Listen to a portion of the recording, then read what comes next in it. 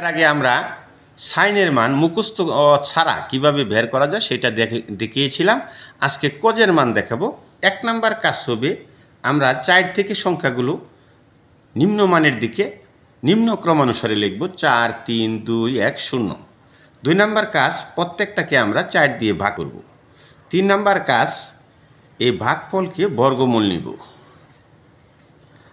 1 এর বর্গমূল 1, 3 এর বর্গমূল √3, 4 এর বর্গমূল 2, 1 এর বর্গমূল 1, 2 এর বর্গমূল √2, 1 এর বর্গমূল 1, 4 এর বর্গমূল 2 এবং 0 এর বর্গমূল 0। তাহলে আমরা কি পেলাম? এটা হলো cos 0 ডিগ্রির মান 1, cos 30 ডিগ্রির মান √3/2, cos 45 ডিগ্রির মান 1/√2 এবং cos 60 ডিগ্রির মান হাফ এবং cos 90 ডিগ্রির মান 0।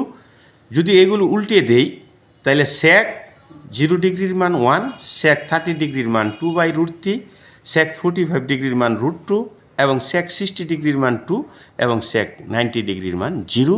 ধন্যবাদ।